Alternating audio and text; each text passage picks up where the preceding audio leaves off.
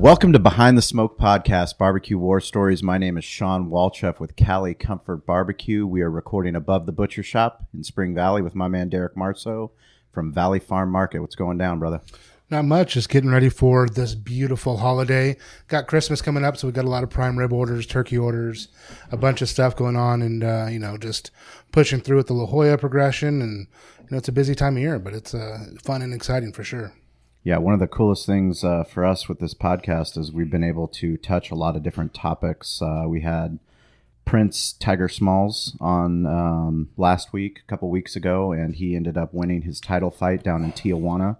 WBC champ. So both him and Andy appeared on the podcast, and that weekend they won their title fight. So we're 2-0 hosting fighters on this podcast. It's pretty cool. They're both extremely, extremely good fighters too, and great people. So we're stoked for them and what they do. I mean, those guys grind hard at the gym. They grind us hard at the gym.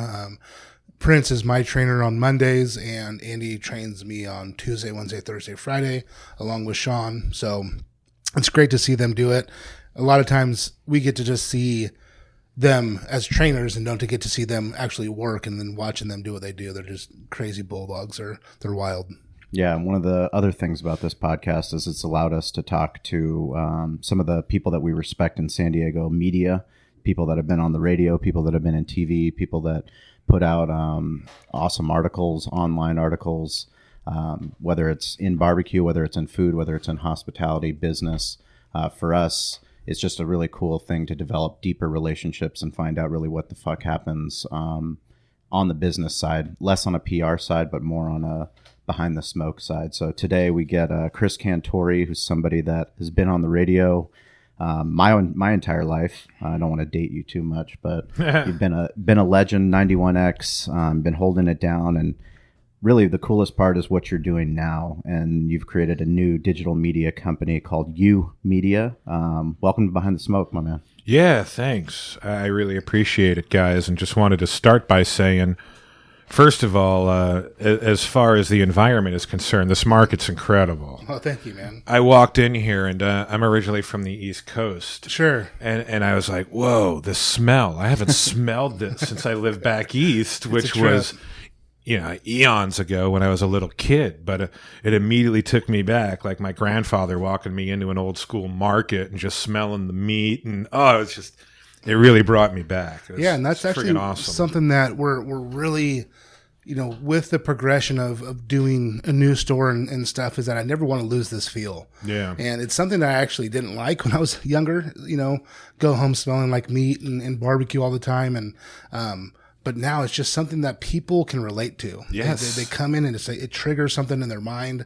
They enjoy it. It's authentic. It's who we are. Made me think of my Grandpa Joe the second I walked in here, man. Yeah. And the vibe, just the way the place is set up. It's a really cool, comfortable space. So I just wanted to say that.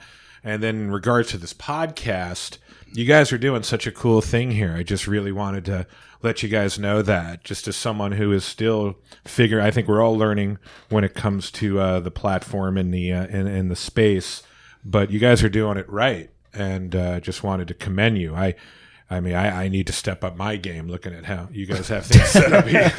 No, this is I'll tell you. We just threw this together. It was weird when it all came together. It was, Sean being in true Sean form, kind of just saying, hey, we're going to do this podcast. Let's do it. Let's go. And I'm like, okay.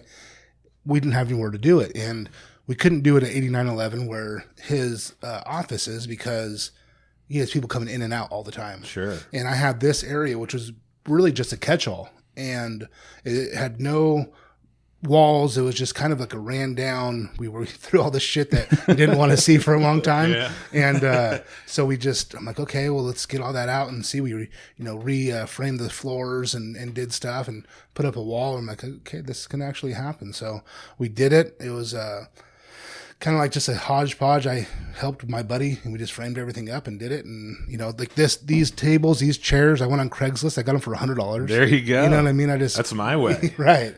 And just even how you're just handled the booking process and the follow-up process. There's just a level of professionalism that I really admire, and it's, again, something that I need to get better at. So I commend you.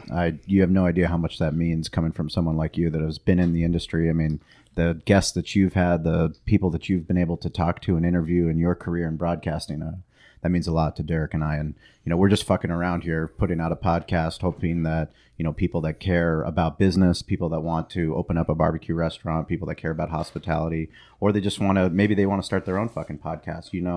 The cool thing is that people all over the world can relate to stories. And for us, selfishly, we get to learn from the people that, take the time to come down here and record above the butcher shop. So we get to hear their stories. And, for us, that's part of the coolest part about it. I get it, man. I totally get it. That's what I love about the platform the most, especially, when you look at radio and everything, and that medium is delivered in such bite-sized pieces that I do love the long form of podcasting, and that's something that always intrigued me to the platform. And you look at just, you guys have been doing it for a while, and it's no coincidence that people like Conan O'Brien, what did he just cut his TV show down a half hour, and the first thing he does is launches a podcast, and then you've got, Will Ferrell and everyone at Funny or Die, they're jumping on board and resurrecting the Ron Burgundy thing for a podcast. So it's just cool when you see people who have been doing it for a while, like yourselves, and the movement is just starting, in my opinion. It's been in this embryonic stage for about 10 years, and now it really is something that's becoming more viable and something I need to get better at. It's a discipline, as you guys know. It's not easy. Well, we've been admiring your podcast. I mean, the people that you've had on just in the short time that you've been podcasting as opposed to doing the radio. I mean, you have an epic podcast. You have a network. Right? Yeah. I've been fortunate, and it's still, and I would say this, it's still in its early stages, but yeah, we started a little podcast network a couple of years ago, just under the name You, and I've got my show, which is just an interview show, and although I haven't done one in a while, and I feel like a total jackass. I feel so bad, you don't even know. But my dear friend Chris Cote hosts an action sports podcast on our network with former pro snowboarder Todd Richards, who's also a commentator on NBC during like the X Games and the Winter Olympics and stuff. They host a podcast together called the Monday Mass on our little network, along with a beer show by the name of Let Me Drink About It that my friend Jacob Nikos does with another guy, Jake. Really good dudes, and I've known Jacob for years here in town, just in the local craft beer community. And then we have a cannabis podcast that we're in the process of rebooting. That's going to be down at a dispensary in Mission Valley by the name of March and Ash. And so that's kind of fun. And then we have another one we just launched with a comedian by the name of Vicky Barbalak, who was on America's Got Talent. She was a finalist this last round. She's from Oceanside. Yeah, and she started one on the network called Trailer Nasty. So that's kind of what we're working with now. And I've taken a break, to really kind of focus a little bit on the network and how we are going to grow and what does 2019 look like for us. What does 2019 look like? Hopefully everyone can get paid. That's really what we're working on. It's really hard starting something with no capital. No, for sure. And that's what we did. We started something with no capital, and a lot of people have just been doing this for the love of the cause, down for the cause, as we call it. And it's hard. It's hard sometimes because, these are talented people and you want to make sure they're getting compensated for their efforts. But everyone in the network has the ability to monetize within their own shows. And that's what people have done. I don't take a piece of anything. Right. I pay for all the hosting. I pay for, all the distribution that needs to be done. But other than that, people can monetize within their own shows. And I don't take a piece or anything. Well, it's cool because it allows the others to, how often the X Games come around, not so often. So it allows them to have an outlet to be able to talk and do things, and this whole cannabis thing, being able to legalize it and it's coming out. I mean, we're starting to sell CBD oil now. Oh, yeah. Like just everything, the benefits people are seeing. it's going to be a big topic because I think a lot of people just have always known it as just a narcotic that's just such a bad thing. And now you're starting to see there's so many health benefits to it. And to have a podcast where you can actually learn about it is something really, really cool. And I can turn it off when I don't want to listen to that shit anymore. And I can turn it back on. So it's just an amazing platform. I think for forever, I never thought I could listen to something for an hour, whether it be fucking music or whatever. My ADD kicks in. I can't do it. I get it. I listen to podcasts all the time now. Yeah. I never thought I would. And you have to build a community. Yeah. And they got to get to know you guys as humans. That's part of it. But that's also sometimes the hard part because there's a delicate balance. You don't want to be narcissistic and selfish and, it's all about me and us. But that's also how, you do build that loyalty and that sense of community. So it really is finding that balance. And I've struggled with that myself. How do you get that balance right? And that's why I do like this. I was just talking to a buddy of mine on the way over here. He's a professional photographer. He actually shoots for the Padres. He wants to start a photography podcast on the network. Cool. And I was explaining, I was like, the reason why I love it so much is it's like, I don't play golf, but anytime I talk to a golfer, they're like, the thing they love most about the game is you go out there one day and you can think you're Tiger Woods, and the next day you're friggin' a hack. You're like, I don't even belong on this course. Right. And that's how I feel as a broadcaster and a podcaster. There are days where I'm like, there's a reason why I'm doing this, and other days where I'm like, I shouldn't be doing this. I'm not cut for this. Right. Either I don't have the talent, or in a lot of cases I don't have the thick skin sometimes necessary to really forge a path. And just media in general, especially as you learn more about yourself in life and what makes you tick and all that stuff, No, that is something. You have to be very self-aware of what's going on, and it's sometimes it's hard. Sometimes you got to look in that. My biggest failures in life, not being more self-aware and just getting wrapped up in the madness. Right. But it's also amazing because it's just part of the process of life, and it's just agreed. It applies to everything. Absolutely, you just go through it, and it's a lot of times people want to get so overexcited or mad about things, and it's not about that. It's just about going through the process and learning from it, and learning like, okay, this didn't work, or this wasn't the right thing. Okay, let's learn from it and move forward. And once you can do that, I've been trying for the past few years to just really focusing on like, hey, hard, man. This is life. This is the process. We're only here for. How old are you? I'm 35. Yeah, man. So you're still young. Yeah. No, and I'm not saying that like I'm this old grizzled freaking dude. I've only figured it out the last couple of years, and I'm 48. Right. And I can tell you that. And it wasn't necessarily ego as much as survival. You just get in this situation where you're just trying to survive in your business, your home life, whatever it is. And when you hit that zone, for me, it became a fight or flight thing. Now, is this kind of why you did like the You and stuff like that, where it's just like really focus on what you love? Yes. And there's no question, man. And then that makes you want to wake up every morning and do it. And it's not about trying to put on this personality or doing something that you feel fake. And I'm not saying you do. I'm just saying like, it could happen. Oh, I have felt fake. Yeah. I have had a hard time. That's why I have struggled, on terrestrial radio when I'm tasked by management to do stuff that I don't want to do. You can say, oh, he's a total dick or a prima donna, or you can just say, I'm just trying to be real. Right. And that was always my MO. Unfortunately, that worked to my disadvantage at times because you end up out of work and you have a family. And then I struggle with how could I have handled myself better in that situation? Right. But I think a lot of people really, really resonate with authenticity, and they can feel when people aren't being themselves. I can feel it all the time. I'll listen to something and I'm just like, nope, not for me. Nope, not for me. When people are trying to push an agenda on you that you can just feel it's not really who they are. The problem is when people use that authenticity against you. Yeah. That's the problem. Yeah, I've never really had that happen. You're lucky. Yeah. I'm just, I'm fortunate. That's how you become grizzled. Yeah. Yeah. Yeah.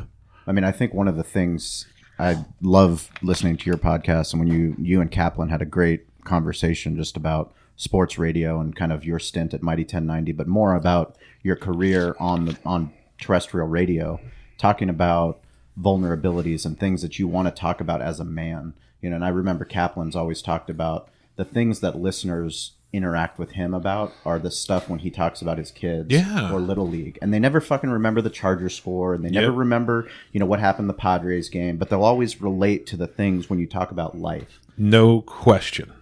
No question. And that's because that's, I mean, I'm sitting here with you right now, okay? And this is the first time we've ever talked. Yeah. And you know what the first thing I think about when I walked in here? It's not your barbecue. It's a video you posted of you and your kid at Coronado and you laughing. And I thought you had the fucking best laugh I've ever heard. And That's this interaction awesome. you had That's with your awesome. kid. And that's what I remembered about you. That's what I remember awesome. most. So I agree with that sentiment. But that also relates to, you're talking about yourself all the time and talking about your kids all the time. And I've had programmers and management say, no one gives a shit. Right. No one cares. Get over yourself. Right. But and isn't there... Like, that's not... I am over myself. Right. It's just part of my method. And if it doesn't work, it doesn't work. You know, Yeah. I don't know, man. What do I know? No, you have to find that I guess happy medium and exactly how, that where balance. it balanced to where it works for everybody. Sean and I are very different. I tend not to put my kids on anything, social media or anything like that. I Smart. try to protect I don't them. either. And that's just and Sean's very open with his family and that, and it's not Which I totally get too. It's not a right or wrong. There's no right or wrong to it at all, and it's just what works for you in your life. But there's probably times that I might need to do it a little bit more, and people want to know. I do it, bit. yeah. I actually do want to retract that statement. I do it, but I'm very careful. Right. I'm not, I don't know. I'm just real careful about it. Yeah. Just I err on the side of caution. Yeah, if I shoot a picture of my son playing baseball, he's wearing a hat. It's a sideways profile, and it's him hitting something. I'm proud. Right. Or my daughter, maybe from a different angle, where it's not necessarily her face staring at you. Right. But I do think it's a balance because, on the other hand, I keep my wife completely private. Mm-hmm. Like you will rarely see me post a picture or even talk about my wife online for that matter. I don't know why it's like such a not you choosing to do that, but like just if you think about like the guests that we've had on, if I Google, it'll always be like Scott Kaplan. It'll be Scott Kaplan's wife. Yeah, it'll be like the next search result. Or Nick Hardwick, like too. Whoever it is, it's always like, why do they want to know who your wife is so bad? Isn't that interesting? It's really weird. It's funny and you then say Tabitha that. Lipkin comes on and says everyone wants to know about her toes. Like, Ugh. that's so fucking weird. I just want to know about her ass.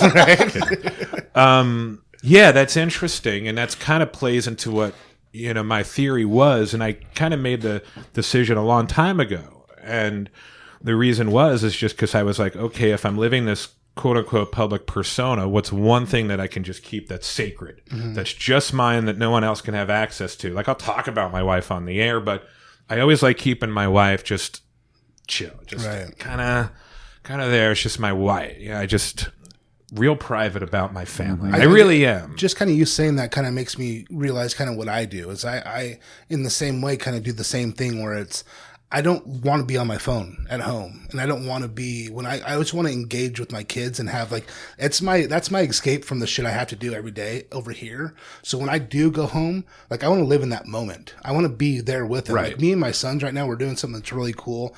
Every night we go out, we throw the blanket on the grass or it's artificial turf, and watch the stars. And just doing those and living in the moment and doing that's amazing for me. Those are the memories that are going to be there forever, and I don't need that blasted everywhere. I don't need that's just my.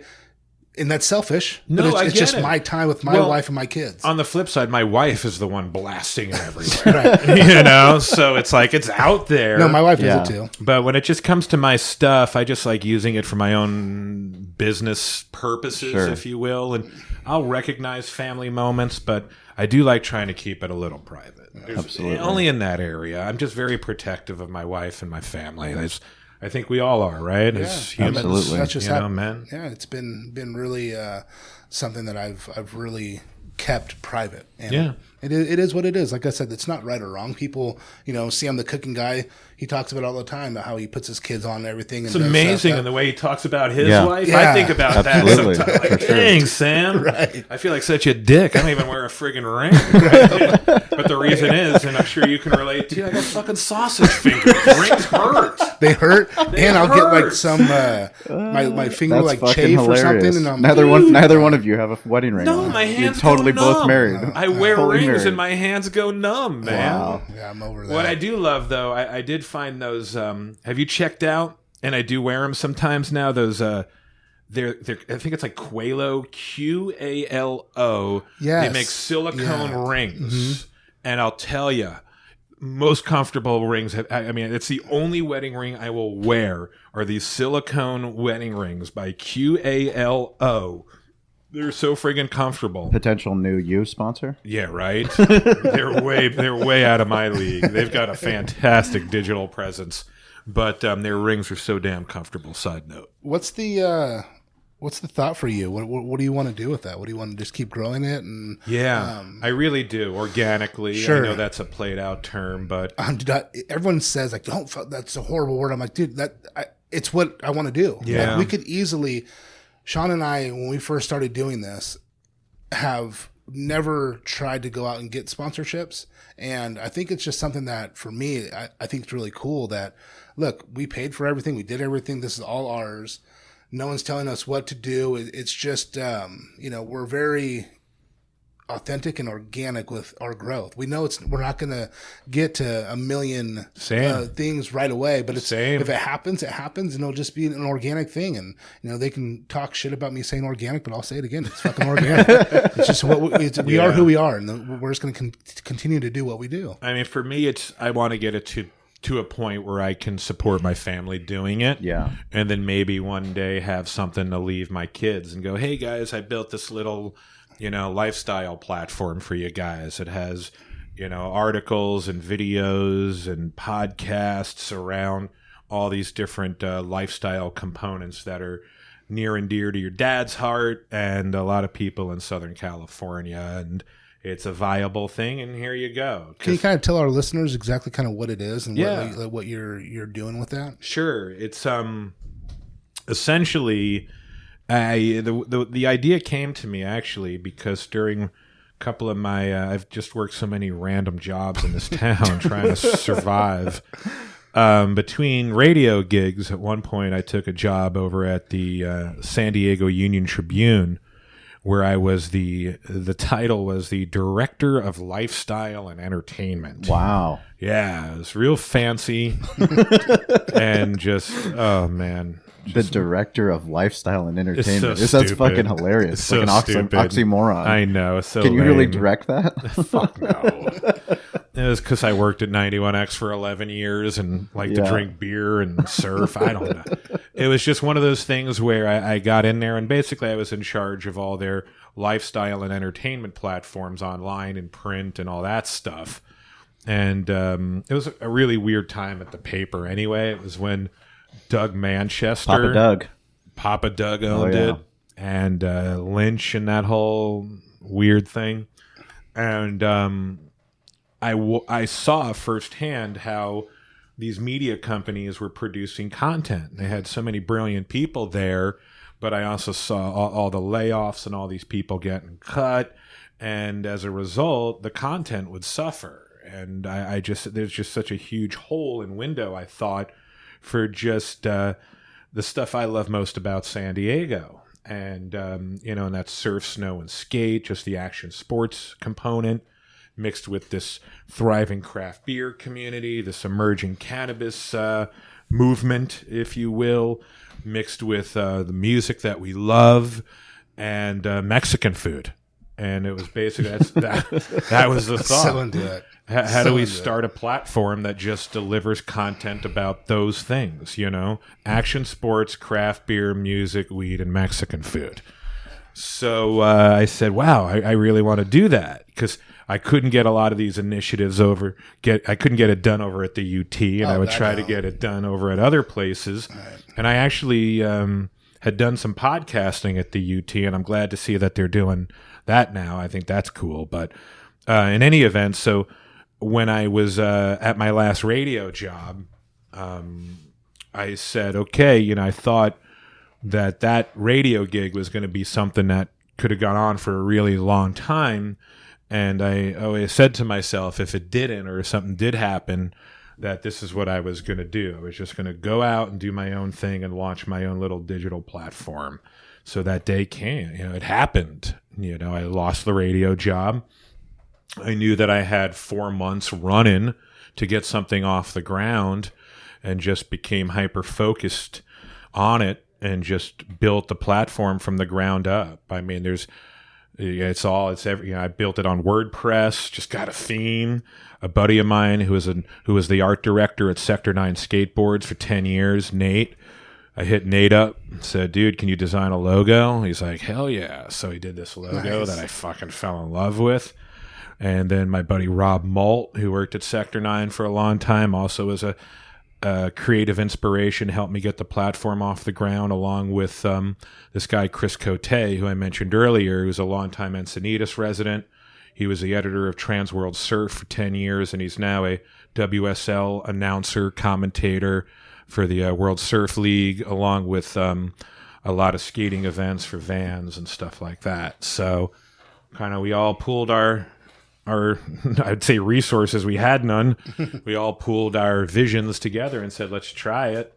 And then it didn't produce money, and everyone started fading, and still are committed. But I've been the one really carrying the flag and trying to keep it alive while trying to keep my family alive. What do you think's the hardest part? Is it that sponsorship side, that sales side? Because I mean, when we talk to radio people, Jeff Dotseth, Dave Palais, I mean, we're so fortunate to have such an incredible local network of people that come to the butcher shop. They're friends with Cali Comfort, and that's awesome. They tell us, I talked to Jim Trotter, he worked at ESPN, he works at NFL Network, and we talk about the separation between management, sales, and then personalities, and how you're told and you're tasked to put out this certain content, but then they're out there selling something different. Yeah, and they're segmenting that content. True. And as a business owner, Derek and I, we both get pitched all the time for advertising at the Union Tribune, Reader, San Diego Magazine, wherever it might be.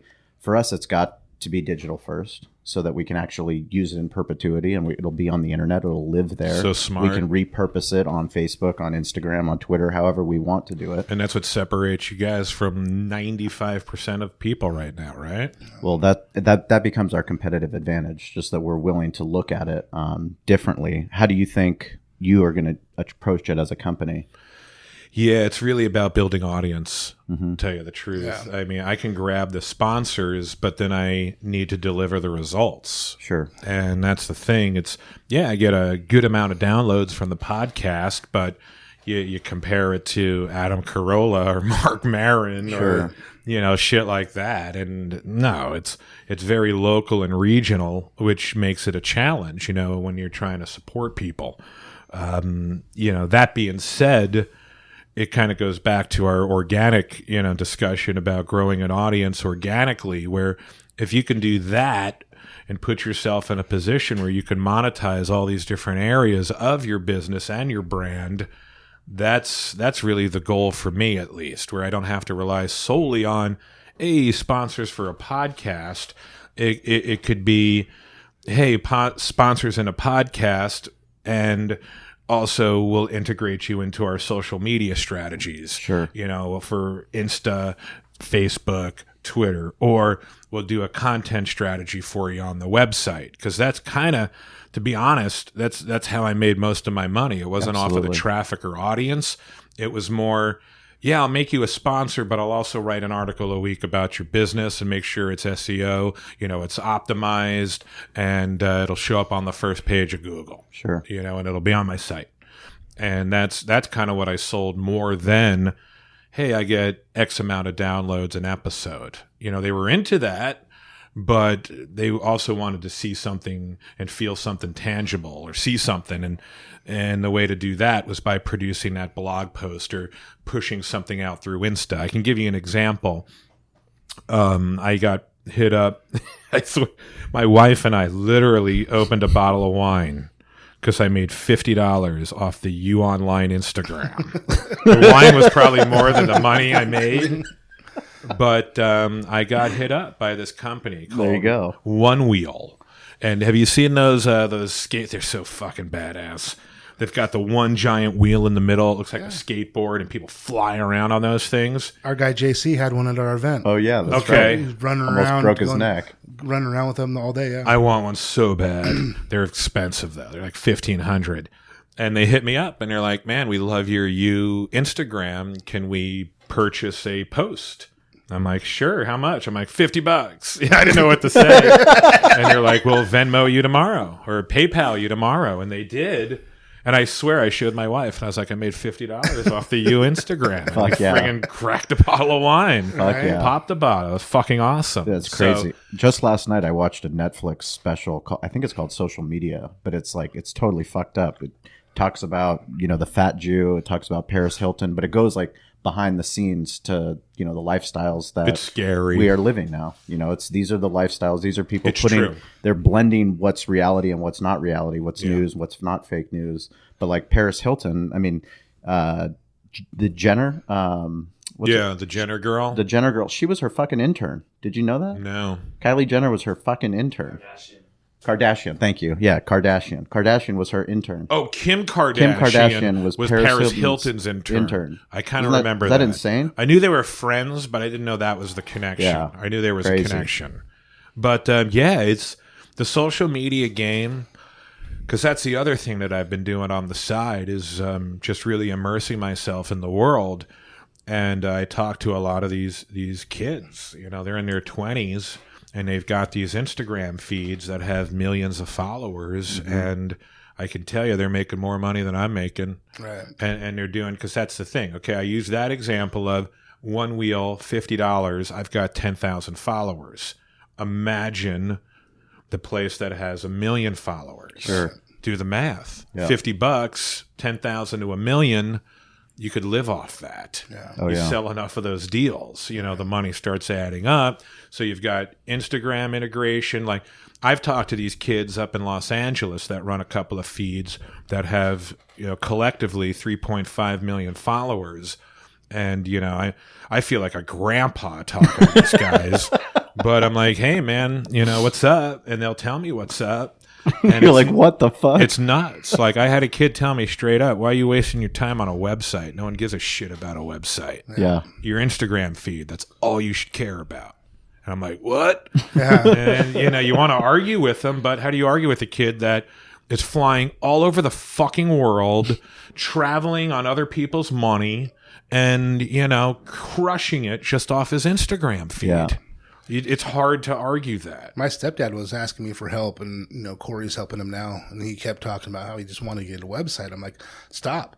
No one's like. It's good to have there, but don't give it too much attention. Yeah. You have to have your Instagram. You have to have your Facebook. And especially for my stepdad, he owns a car wash or multiple car washes. So people want that instant, like quick little video. They don't want to go to your web. They're not going to look at your website and see what deals you have. They're not going to do that shit. That shit's gone. I agree. So you have to have that Instagram, that presence. And once you do that, you're going to start to see people are going to start checking in. They're going to show their car. They're going to do different things. And people, that's something tangible that you can see. And it's actually working, and the way that we're doing it and Corey's doing it, is great, and people can see about who has an Instagram that for a car wash. Like this is something new, and like in the industry, people aren't doing that. Now he can be the innovative one in the industry. So it's and then you can even one up. Who's got a podcast at a car wash, right? It's the same thing, but it's how do you make the money, and how do you monetize all the effort? So for me, that's a long-winded way of saying at the end of the day, it's kind of a hybrid situation.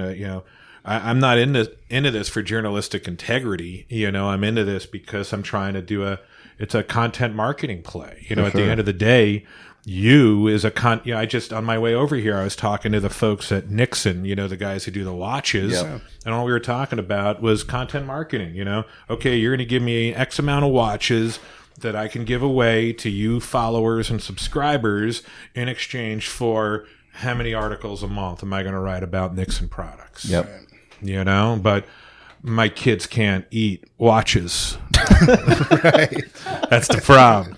That is part of the problem. I guess one of the things I've been blessed with, and for the grocery store, 60% of my business is meat. So, whether it's our marinades or sausages or fish, 60% of everything we do is meat. So it allows me the luxury to do other things. So, 10 years ago when, the craft beer industry started blowing up, I was able to go do my sister-owned. I was one of the first certified sister-owns in San Diego, doing all that stuff, which was really cool back then. But I didn't have to care too much because my revenue was coming from all my meat. Sure. So it's just something that I could have a passion with. And it's the same thing here. Now, all that stuff's taking off and it's doing well, but it affords me the luxury to be able to do this and not really have to worry about monetizing on it just yet, I get that. If it takes too much of my time, then it's like, okay, how we have to figure out something that's... Well, I'm that's living gonna that work. now. Right. To that point, I've been doing some guest spots over at KFMB 100.7. Yep. And all that has done for me is given me the ability to I'm saying that like it's done nothing. It's given me the ability to feed my family, pay my rent, Right. and allow myself to kind of build this platform and take some of the pressure off of me. Right. To that point exactly. Right. I've got 2 people that are going to start as full-blown employees. I'm just going to put on pay. I actually talked to her just last week, and I said, I said these words: as long as I'm working on radio or working in radio, I don't want to make $1 off the site. You manage the money, pay what you need to pay you, pay contributors what they need to be paid, and I don't even care. I don't need to see it as long as, like you said, as long as I've got my meat, Right. And my meat is radio, as much as I try to, really double down on doing my own independent thing. We all know how expensive it is to live in San Diego. If I was in Louisville or if I was in Poughkeepsie, or I'm just naming cities that have long names. But, it'd be a different sitch. I'd be like, whatever, man. Fucking rent's $400. Yeah. I get $1,000 from a weed sponsor. I'm covered. Right. But that's not how it works in San Diego when your rent's $3,000 a month. Yeah. It's what's happened in this city over there. I've been here for 30 years plus now. It fucking blows my mind, man, how hard it is to live in San Diego. The old adage of if you can make it, the whole New York, if you can make it there, you can make it anywhere. I'm like, fuck that, dude. If you can make it in San Diego, you can make it anywhere. Yeah, it's gnarly. I mean, burritos are going up to fucking $8. Yeah. Just for a fucking and our burrito, salaries man. go down $8. Right. Or pay, hourly, whatever. Yeah. It's, we're fortunate to do that. And I think a lot of people get caught up in this process that they have to be doing something that they love all the time. Yes. And it's not always that, but you can do something. A great point. Like, I'm guilty of that at times. Yeah. With here, it's not like I enjoy flaying out fish and getting my hands and guts and doing that stuff, but it affords me the luxuries to do other things. Yeah. And so if you can keep that mindset that it's just, what you have to do to make sure that you can still maintain the relationships and do stuff that you love, well, then you have to go do that for a little bit. And that's just part of it. And I've been humbled in ways that I'll tell you, I thought I'd been humbled in the past. And that's where life is just so brilliant, where it's like, you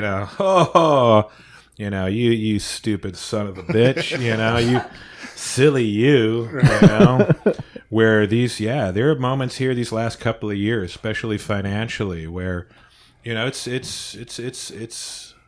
heavy. Yeah. It's heavy, man. And it definitely humbles you and it makes you rethink. And I'm definitely reprogrammed. My mind and the way I work today is different than a year ago.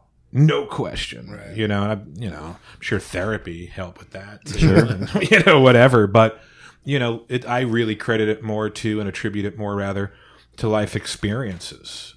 For sure. And the things that I've seen, and, I used to feel real sorry for myself during certain stages. And that was, kind of affiliated and associated with, because I love talking about mental health. Like if you guys ever want to get into that discussion, absolutely, whether now or another time, because I've learned a lot about mental health issues and have really done a lot of self-work when it came to my own mental health struggles that I ignored for years.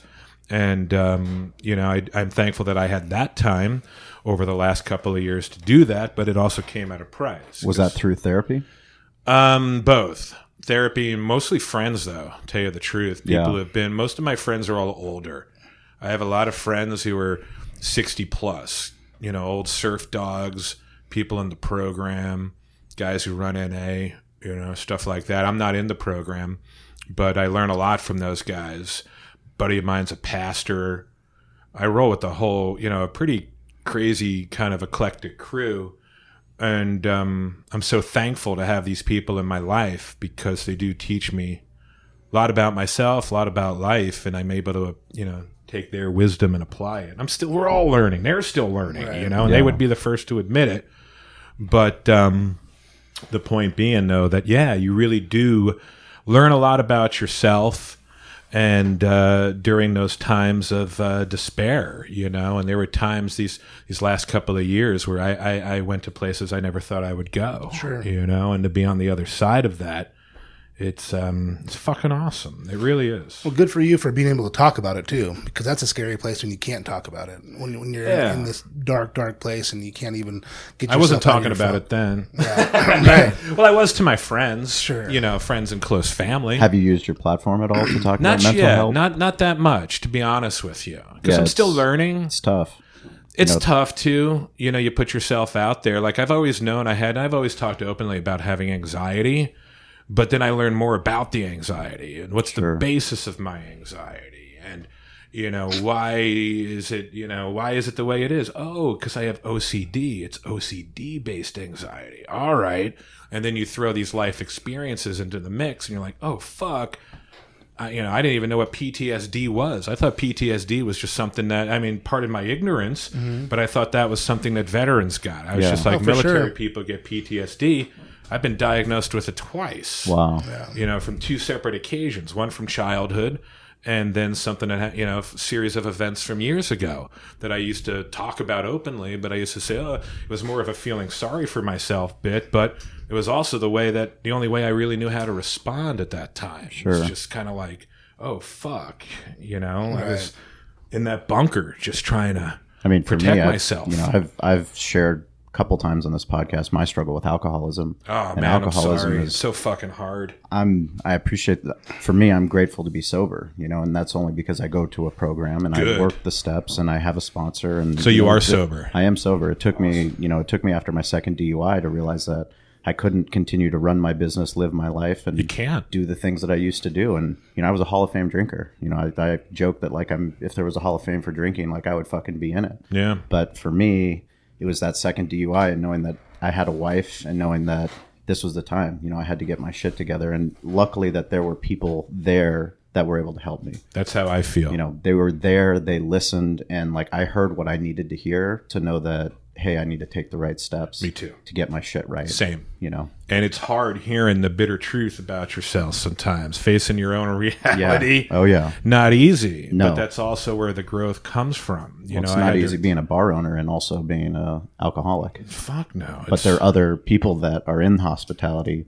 that deal with this shit. Of course. The lifestyle that we live. And you deal with musicians, radio. The amount you don't of think drugs there are and mental alcohol. health? Yeah, mental health issues in my but profession. No one fucking talks about it. No one talks about it. Absolutely not. No one talks about it. Yet, we all, whether we're self-medicating or projecting, that was my big thing is when things would get really shitty, I would project. I just felt like, project. And such the wrong way to handle defense it. mechanism. Defense mechanism.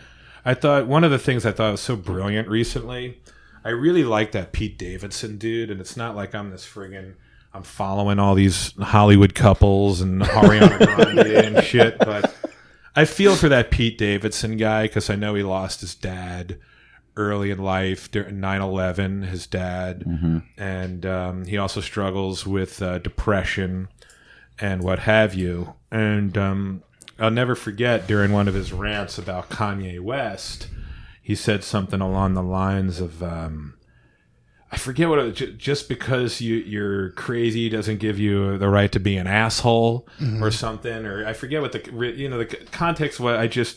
It really hit me right for whatever reason, which was like, yeah, even though I have mental health issues, whether it's anxiety or learning about my PTSD, that does not give me the right to treat others, differently. Sure. I gotta heal myself. And you said it was always a defense mechanism because, you're just protecting yourself. Sure. It's a weird thing, and it's tough. It's as, tough as men to talk about this shit. As men, as fathers.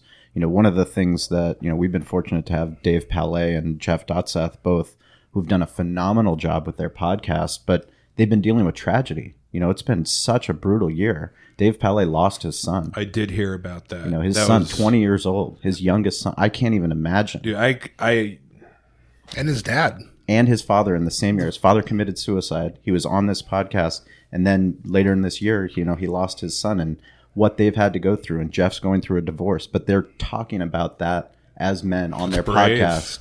Who they've always they built their career talking about sports. They're not even fucking talking about sports. They're talking about life. Well, I'll say this for Dave Palais. I went to the funeral or the viewing, or not the viewing, Celebration of Life. And the way that Dave talked when he spoke about his son is something, I mean, it was nothing short of amazing. I mean, how well he did to be able to articulate what he had to the community and how open he was, because, his son died of fentanyl, and, his son had suicidal tendencies and was doing different things, and he was getting better, and he was, but Dave opened up about it to everyone in the auditorium and said, hey, everyone thinks that he killed himself. Here's what happened. And it opens up about everything, and then talks about how, the relationship him and his son have. And I mean, I couldn't help but breaking down during the thing, and he held it together. But to be able to do that and be so strong. I can't even keep it together now. You're telling me this. But it's just absolutely, it's wild to see the strength in Dave and his family. And, like you said, all the things that they've gone through, it was, touching, and it just shows you, you just have to be open and let it all be out there, because if you just hold that inside and you don't, let everyone talk shit on because he's a public figure, people are going to talk shit and say this or that or blah, blah, blah. Just saying, hey, here it is. Here's what happened. There's just, I give him tremendous amount of kudos for just being the man he is. It's rough. I can't even wrap my head around it. When I did hear the news, I wrapped my head around it and started crying. And I don't know him, but it's something that I think any human father, Well, it makes you think. No matter what you do, it made me think about my kids dying, and it made you think about, like, okay, then who am I? What am I doing? What in my life? Well, my whole life is devoted to my kids. Right. So if I hear anything that has to do, any father-son stuff. I mean, you just talking about him, I was sitting, all right, don't cry, because I saw the GoPro. I'm like, fuck. But any father-son thing, especially hearing what you just said, and a father expressing his love for his son. Right. There's nothing more beautiful to me on the planet than that. It's amazing. That's all I can say. Yeah. And I live my life for my family, my wife and my kids, man. I look at my kids, and that's my role. I used to think it's so funny when I think about my past on the radio and times in my life, especially during my tenure at 91X, when I thought I was a big shot and stuff. Oh, God. What a fucking joke, man. It really does. When you say stuff like that, it's just, and that's the way I live now. Do you think that's regret, or do you think that's just perspective? Perspective. Yeah. I really do, because there's regret. There's no question. I think it's a great question. Actually, no question. That's a great question, because there are regrets. I do have regrets. I do look back and say to myself, man, there are times in my life where I wish I didn't say the stuff I said, where I didn't know words sometimes had the power and value that I used to throw words out so casually, because I grew up in a household where my dad told me I was fat and lazy. So you just throw out words. What are words, man? You just throw the shit out. Right. It was just sticks and stones. It can break my bones, but words can never hurt me. Right. Garbage. Words can hurt. And they can cut deep, too. And cut deep. And there are things I've said, whether it's on air or off air or whatever, where I was never trying to hurt people per se. It was just more like fucking words. Just, hey, trying to be funny, trying to be cutting edge, trying to be a shock jock, whatever. Right. And it's not real. And it's been, harsh realities, when you wake up and you're like, wait, you know what? That's not who I am. That's not who I am as a human. And that's part of it. When I look back, it's just regret some of the stuff I maybe have said or actions I've done. But then I look at it, and then there's always two sides to every story. Right. Yeah. That's the other thing. Then I also have to cut myself a fucking break, and I think we all do as humans too. Because it's always easy to be Monday morning quarterback. Exactly. And go, I could have done this differently, and you get real down on yourself. But at the end of the day, there's always two sides to a story, And I'll tell you what I've really learned. The thing I have learned most, especially the last couple of years, as it relates to what we're talking about now, is silence. There's nothing more beautiful and powerful than silence. So there have been multiple occasions throughout the years here where I've wanted to spout out or scream from the rooftops. But man, the power of breathing and mindfulness and silence during those moments. That's where the real power is. That's 100% where the real power is. Yeah. When you know you can say something and you have the restraint not to. Yep. That's true power. Dude. There's no faking that. It's so hard. So hard. And because it's that knee-jerk reaction, you can I do have it. failed, and that's what I'm talking about. Yeah. That's the projections that I'm talking about and all that stuff, where whether it's to a boss, your partner, a friend, that's what I'm talking. It doesn't matter who. Right. Anyone can be on the receiving end of it. I've been on the receiving end of it. Right. But it's all about taking responsibility for your own shit. Yeah. And that's what I'm really working on, especially these days, man. Life is so fragile, as you just pointed out with your story, about Dave, that if you're not mindful of how you are treating yourself, because it really does start with how you treat yourself. Self-reflection, yeah. It really does. How you feel about yourself. If someone's spouting off on Twitter or spewing shit, where in the past I'd want to engage and maybe go fucking head to head or find out where they lived, which is something I would do. Right. I've got a lot of Chaldean friends. Right. And there are times where people have made it personal. And there are times where I've been like, well, fuck. I know where you work. I know where you live. But now... That's yesteryear, exactly my point, where now that same dialogue happens, and I swear to God, I'm like, fuck, I feel so sorry. I'm so sorry. Right. I really feel bad that you feel that bad about yourself, your place in life, that you have to attack me, go after me, or try to do something to make you feel better about yourself and take me down a couple of notches. Because guess what? There's nothing you can say to me that I haven't said to myself, but 100 times worse. Right. Yeah, it's for me, I really think that everybody needs to get out there, and whether it's a little time to yourself or whatever it is, but just self-reflect and be self-aware of who you are. I get that time afforded to me when I go to Alaska. I have a cabin out there. I do a lot of hunting, and being in that stand or being tracking, doing my hunting, there's nothing. It's silence. Just me and my thoughts. Yeah. And to a lot of people, that's extremely scary. To myself, that was extremely scary for a while. Now I actually look forward to it because I can see who I am, who I'm molding into being. And, I can say, okay, here's what I need to change. Here's what I don't need to change. Here's what I need to double down on, different things. And a lot of people are scared to do that. And that's where you find your most growth. That's where your growth comes from. Again, it's the common theme, I think, of this. I hope I'm not too deep, and this is No. Are you sure? Because I worry about that sometimes. We don't have any upper management coming to fucking knock down our door. Yeah, and there's a proof. Yeah, showing my. I worry about that sometimes. Yeah, right. Here I am, self-doubt. Okay. Proving the madness. But you're right, though. For you, it's the cabin. For me, it's the water. Right. And that's part of my self-reflection. When I was in therapy and seeing some guy, fucking A, this guy was dope. I got to see him again. But I was like, why do I like surfing so much? I really didn't know. And he's like, I'll tell you. He's like, because you have OCD, you have anxiety. That's the basis of your being. And when you're out in the water, you have all these things going on that causes you to center. and causes you to be present.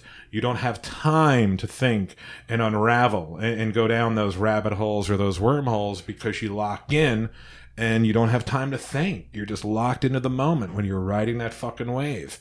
And when you're not riding that wave, you're locked into the motion of the ocean, the flickering lights, the way the sun hits the water, the way the water moves, the way the water builds, the way the tides flow in and out. Mm-hmm. You're too consumed in that type of madness and that type of magic, if you will, not madness, that the madness goes away. That's what I was going to say. And that's why I love surfing, because it's the only place I truly feel safe. Mm-hmm. I feel safer in the... You could tell me there's a shark sighting, great white shark sighting, triple overhead, polluted water, and I'll still paddle out if I need to get my blue therapy. Sure. I'll be like, whatever. Right. I don't care. Take me down. At least I'll be in a good place. That's a good way to put it. It takes the madness away. It does. And that's how, for you, that's what it does. And everyone just needs to find that, whatever it is. And keep in mind here, even me, that's why I was like, I hope this, this isn't, I don't... I would address, like I said in the past, oh yeah, I've got anxiety. I've never really, really opened up about just accepting the fact that you have it and how to power through and work through life and give yourself a break. That's the part that I'm still learning. And how to ask for help. Yeah. It's easy. I mean, me as an alcoholic, I had people, my uncle was an alcoholic, thank God, because he proved to me, not by pushing AA on me, but just by leading his life. Yeah. He proved to me that it could actually fucking happen. And that's really what it comes down to is actions of, actions. Yeah. Actions. Knowledge is nothing. Surrounding yourself around the right people, too. And that is the thing. Yeah. My circles have never been smaller. I swear to God. I work. I try to be a good person. And then I've got my group of surf friends, my family, and people I've known from high school. And that's it. Yeah. It's beautiful. And there are times where I'm like, man, I used to be so popular. I'm kind of joking, but, there were times where I used to really take, No, you had FOMO, fear of missing out. The whole FOMO thing mixed had to be there, had to be on. Yes. Mixed with... I just thought, not he who dies with the most possessions wins, he who dies with the most friends wins. Yeah. I just loved having friends everywhere. Hey. And then you realize just how fake it all is, man. And it's so cliche, but you really do figure out who your friends are when the shit hits the fan. Absolutely. And the shit... I thought, as I said earlier, I thought the shit had hit the fan in the past, but nothing like these last couple of years in ways that, again, darkness I've never seen. And that's why now that I see the light, I know who the friends are, and it's easy to get disregarded, when you are in the shit, because especially, in the new age world that we were living in for a minute, we're out of it now.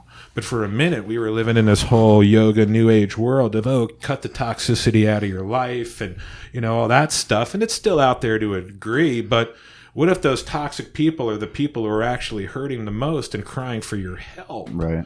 And that's what it was I noticed in my case, where, I was fucking toxic, but I was also in a fucking gnarly depression, losing my mind, afraid that I wasn't going to live to see tomorrow. Mm-hmm. Yeah. So...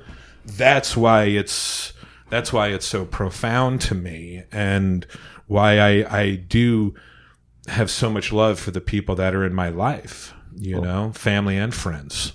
Well, it's such a testament to you as a man to share with us and share with our listeners the struggles that you have gone through. And, we did talk about how words can hurt. The words that you talk about and vulnerability and men, as fathers, as leaders, as people that are trying to do whatever we can in 2018, moving into 2019 to be the best people that we can be. We just have to keep having those conversations. I agree with you. I swear to God, and I believe in God, I'm trying to be better every day. Yeah. I swear to God, I'm trying to be a better human to my family, to my friends, to just anyone that I touch every single fucking day, man. Yeah. Every day.